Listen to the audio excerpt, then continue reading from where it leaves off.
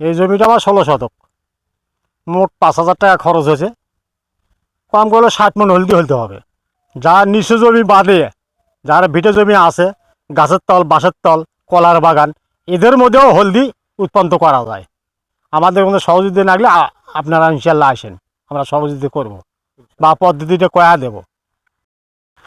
দর্শক আসসালামু আলাইকুম, স্বদেশ বিডি নিয়মিত পর্বে সবাইকে স্বাগত। দর্শক, আমি এই মুহূর্তে অবস্থান করছি চমৎকার একটা হলুদ চাষের জমিতে। আর এই হলুদ চাষটি করেছেন ওই অত্র এলাকার একজন প্রবীণ গেরস্ত ভাই। আমরা তার কাছে আজকে জানবো যে কিভাবে এই ধরনের সুন্দর বা ভালো হলুদ চাষ করা যায়, অর্থাৎ একটা হলুদ চাষের শুরু থেকে শেষ পর্যন্ত চাষ পদ্ধতি কি কি কাজ করতে হয়, এই বিষয়ে আজকের ভিডিওতে ধরবো।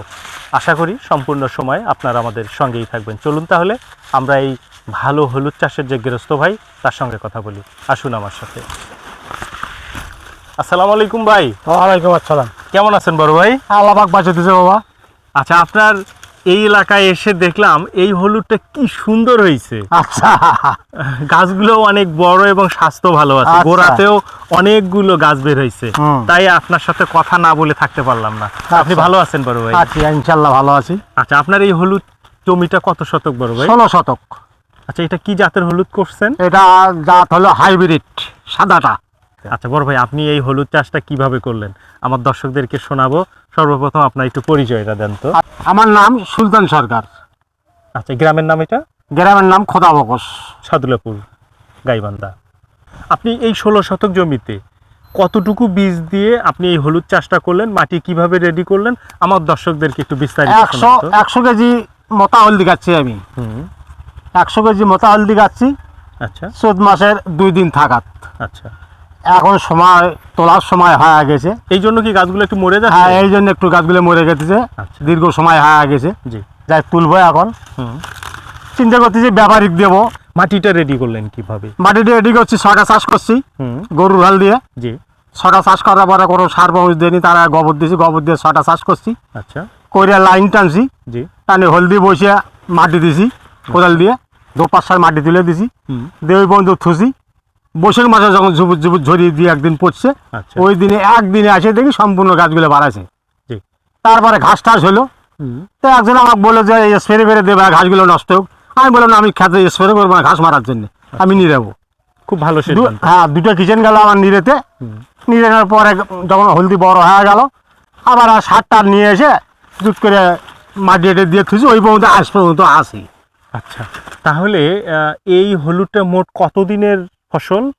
আজ থেকে মনে করো 11 মাস, 10 মাস, 11 মাস এতদিন লাগে? এতদিন আগে। আর যা আরো থুতিছে মনে করো বেসন হিসেবে যারা থুচ্ছে, হুম। তারা আর 13 মাসে তুলবি, 14 মাসে তুলবি। ও, তার মানে যেটা বীজ হিসাবে রাখে হ্যাঁ, তারা 14 সেইটা মাসে তুলবি। 13-14 মাস রাখতে হ্যাঁ, হয়, হ্যাঁ। তাহলে ওইটা ম্যাচুড হয় এবং হ্যাঁ, ওইটা ওটা ফলনও ভালো না, হয়। ওটা ওই যে বীজটা শক্ত হয় ভালো, শক্ত হয় ভালো। ওটা নরম থাকে না, শক্ত হয় ভালো। জি। এখনকার বীজটা হালকা, আর আচ্ছা। তখনকার বীজটা শক্ত। এবং ওইটা পরবর্তীতে যে হলুদটা রোপণ করবে সেখানে ফলনও ভালো হবে, সেখানে ফলন রোগ ভালো কম হবে। হবে। হ্যাঁ, হ্যাঁ, ওরও কম হবে। আচ্ছা ভাই, এই যে 9 মাস, 10 মাস কিংবা 11 মাস, এতদিনে এই হলুদটা কতটা সেচ দিতে হয়? একটা শেষও আমি দেইনি। হলুদ পলে মাটির দেওয়া লাগে না, তবে কাঁঠালের মাটির দেওয়া লাগে হলুদ। কাঁঠালি মাটির বলতে কি আপনার যে লাল মাটি, সেটা লাল মাটি, কাঁঠালি লাল মাটি, বলে? লাল মাটি, হ্যাঁ, লাল মাটি। আচ্ছা, ওইটাতে সেচ দিতে হ্যাঁ, হয়। ওটা সাজি দেয়। আর এটা আমার পলি এটা দেওয়া লাগে না। প্রয়োজন হয় না। না। নিড়ানি কয়টা দিতে হয় ভাই? ওই যে একদিন নিরে মাটি কেটে দিছি, সকল থেকে নিরেন লাগানি হলদিটা একটু জাম পাচ্ছে সকলই। হুম, হুম। আর ঘাস টাস হয় নাই, তো নিরেন আর দেওয়া লাগে। আচ্ছা, সার কতবার দিতে হয়? ওই একবারই দিছি, একবারই? একবারই দিছি। তারপরও তো আপনার হলুদ দেখি অনেক সুন্দর, বড়, মোটা। 2 দিন স্প্রে করছি। হ্যাঁ হ্যাঁ। ওই তল পাকা কমা আসে দেখি যে ছোট ছোট বুকগুলো আচ্ছা। ওগুলো শুকে গেছে। জি। তো একটা টান দিলাম, টান দিয়ে দোকানে গেলাম, যা দেখাইলাম, তো পচারি লাগছে। আচ্ছা। তো পচারি ওষুধ দিয়েছি 2 দিন, হুম। তাতে বোধ হয় 800-900 টাকার মতো খরচ হয়েছে। আচ্ছা, এই পদ্ধতি আবার শেষ অবস্থা মনে করো। তার মানে স্প্রে করাটা একটা জরুরি বিষয়। জরুরি বিষয়, কারণ হ্যাঁ, পচারি ধরে। পচারি ধরে গেলে তো গাছ নষ্ট হয়ে হ্যাঁ, যাবে। গাছ নষ্ট গাছ হবে। নষ্ট হলে তো ফলনও হবে না না, ফল হবে না। আচ্ছা। আর যে হলদি গরুত আছে যেটা, হুম হুম হুম। ওই পচারি গাছের হলদিটা, ওটা মুরগা গরু শুকে গেছে। হলদিতে আচ্ছা, হলদিটা শুকে গেছে, ওটা নেওয়া যাবে না, তা নষ্ট। নষ্ট। ওই জন্য স্প্রে করা হয়। আচ্ছা, তাহলে আপনার এই 16 শতক জমিতে মোট বীজ হলুদ কতগুলা লাগছে? 100 কেজি 100 কেজি। সেটা মোটা বই না। বইটা লাগলে কতগুলা লাগতো? বইটা লাগলে কম লাগতো। মনে করো যে 45-40 কেজি হলেই হতো। আচ্ছা, মোতাটার ফলন বেশি না বইটা? না, মোটা ফলন হলো আলাদা ফলন, এটার ভালো ফলন হয়। খুব ফলন। 16 শতক জমি যদি মনে করো তুমি 30 মন পান ম্যাক্সিমাম, জি। যদি 30 মন পান তাহলে মোটা গেলে তুমি পাবা 60 মন। আচ্ছা, তাহলে আপনি যখন পরিমাণে আসলেন, আপনার এই 16 শতক জমি এখন যে পরিমাণ হলুদের গাছগুলো গ্রোথটা আছে, ভালো জি, আছে, জি। তাতে আপনি এই হলুদটা যদি উঠান, মোতা এবং বই মিলে কত মন হলুদ হতে পারে? কম করে হলে 60 মন হবে। বলেন কি? তার মানে শতকে প্রায় 4 মন। 4 মন তো হবে, একটা ম্যাক্সিমাম 4 মন হওয়াই লাগবে। তা তো বেশ ভালো এটা। ম্যাক্সিমাম 4 মন হওয়াই লাগবে, কিন্তু এটা হলো দীর্ঘ সময় বেশি লাগে, এটাই সমস্যা। বিদায় অল্প জমি হলে সবে করে না।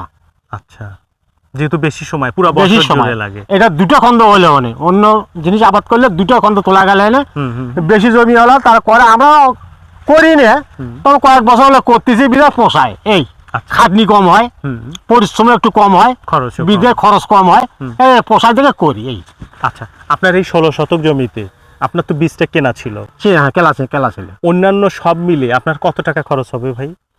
মনে করো 5,000 5,500 টাকা। আচ্ছা, আপনি যদি 60 মন প্লাস যদি হলুদ পান, জি, আচ্ছা, বর্তমান বাজার অনুযায়ী বা সামনে তো আর একটু দাম বাড়ার সম্ভাবনা আছে, সেটা বাড়লে তো আরো বেশি হবে। সেক্ষেত্রে কি পরিমাণ টাকা হলুদ সেটা বিক্রি বেচলে করতে মধ্যে পারবেন? সেটা গতবার বেশি আমি 1600 থেকে 50,000 টাকা। আপনি কি এই জমিতে বারবার হলুদ করেন? না, আমি জমি পাল্টা করি। কেন পাল্টাতে হয়? ও পাল্টাতে হয় মানে সেটা হলো এক জমিতে যদি তুমি হলদি করেন বছর বছর, ওটাতে পচারির সংখ্যাটা বেশি হয়। আচ্ছা, সুযোগ থাকে। পচারির সংখ্যাটা বেশি হয়, পোকার সংখ্যাটা বেশি হয়, আর ওই জমিটার ধরনটা একটু কম হয়। এজন্য কি করতে হয়? জমি পাল্টা করলে একটু সুবিধা মানে হয়। এই জমিতে আগামী বছর আর হলুদ করবেন না, অন্য না, ফসল করবেন? অন্য ফসল করবো, আর এক জমি যদি করি তাহলে আর এক জমি আরেক জমিতে হলুদ করবেন, এটাই নিয়ম। এটাই নিয়ম। আচ্ছা ভাই, আপনারা এত ভালো হলুদ চাষ করেন, আপনার অভিজ্ঞতার আলোকে কি মনে হয় অন্য মাটিতে হলুদ করা সম্ভব কিনা? হ্যাঁ, সব মাটি দিয়ে হলদি করা সম্ভব। কোন বিষয়গুলো খেয়াল রাখতে হবে এই হলুদ চাষ করতে? হলুদ চাষ করলে বেশি খেয়াল থতে হবে না, পচারিটার বেশি খেয়াল থতে হবে। পচারির দিক দিয়ে রক্ষা হলে আর কোনো কথাই নেই, আর কোনো এখানে বাবদ নেই? না, কোনো বাবদ নেই, খালি পচারি। আচ্ছা, আপনি কি সিস্টেমে হলুদটা করছেন? লাইন কি একটা করছেন না একটা সাইডে দুটো করছেন? না, এক সাইডে, এক সাইডে আলুর মতো? আলুর মতো। আচ্ছা, 100 হাত করে শুলি দিছি। আচ্ছা, হাতের মাথায় মাথায় মনে করো শুলি আছে, মোট জায়গাটা ফাঁকা আছে। ফাঁকা আছে। আচ্ছা, তাহলে আপনি বামে দিছেন, ডানে দিছেন, সোয়া হাত, সামনে কতটুকু ফাঁকা দিছেন? সামনে দিছি মনে করো যে মোটা গেলে 3 হাত, আর যদি বই গাড়া যায় তাহলে একটা করতে একটু বেশি দিতে হবে। আচ্ছা, তাহলে ভাই আপনি আমাদেরকে সর্বশেষ বলেন, আমাদের বাংলাদেশে অনেক গৃহস্থ ভাইয়েরা বা অনেক উদ্যোক্তারা এই ধরনের হলুদ চাষ করতে চায়, তো তাদের জন্য আপনার পরামর্শ কি থাকবে? তাদের জন্য পরামর্শ থাকবে, যে জমিটা পানি উঠে দীর্ঘ সময়, যে জমিটা পানি উঠে, বৃষ্টি হলে যে জমিটা পানি উঠে, ওই জমিটা হলদি হবে না। ওইটা বাদে? ওইটা বাদে সব জায়গাতেই হলদি হবে। গাছের তলায় হলদি হয়। আচ্ছা, মনে করো গাছের বাগান আছে তোমার, মধ্যে কুদলে লাগাইলে সুন্দর হবে, ওখানেও হলুদ? ওখানেও হবে। হলুদের ক্ষেত্রে কোনো মরণ নেই, মরণ একটাই, সেটা হলো পানি। পানি আটকা যাবে না, এটাই হলো প্রধান। হ্যাঁ, এটাই প্রধান কথা, পানি আটকা যাবে না। ভাই, এই যে হলুদ চাষ আপনি করতেছেন, আমাদের অন্য গৃহস্থ ভাইয়েরা তারা হলুদ চাষ করলে বীজটা কি আপনারা দিয়ে সহযোগিতা করবেন? করতে পারি, কিন্তু সেই সময় যদি তুলি চালিয়ে করতে পারি, আর যদি তার আগেই একটু জমিতে আমরা অন্য কোনো শস্য করবো, আমার তো জমি কম, তাহলে তো আগু তুলে ফেলাইলাম, ওটা তো আমরা দিতে পারবো না। আর যদি দীর্ঘ সময় মনে করো যে 11 মাসে বা 12 মাসের মাথা যা যদি তুলি, তাহলে ওই জিনিসটার বীজ হবে, সেটা দিতে পারি। আচ্ছা, সেটাতে তারাও এই ধরনের সুন্দর হলুদ চাষ করতে পারে। হ্যাঁ। আচ্ছা, হলুদ চাষের ক্ষেত্রে কি যে বীজ হলুদটা, এটা কি অঙ্কুর থাকা অবস্থায় রোপণ করতে হবে নাকি? না, সেটা আমি মূর্খ মানে আমি বুঝি না অঙ্কুর কি, তবে অগাজালি গাড়া যায়। আচ্ছা, বা গাছেও গাড়া যায়, সেটা হলো বাড়িতে আছে হলুদ গাড়ার সময় আমার হচ্ছে না, বা কৃষির পাটের ঝামেলা, কাজ কামের ঝামেলা হচ্ছে না, হলুদ বাড়ির গাছে গেছে, তখন এসে গেলে তাইও হবে। আচ্ছা, তো আগামী বছরও কি হলুদ চাষ করবেন? হ্যাঁ, করবো ইনশাল্লাহ, যদি আল্লাহ বাঁচে তো। আচ্ছা, ইনশাল্লাহ আমরাও দোয়া করি আপনি দীর্ঘজীবী হন, আবার হলুদ চাষ করেন, ভালো প্রফিট করেন। ভালো থাকবেন। আসসালামু আলাইকুম। ওয়ালাইকুম আসসালাম।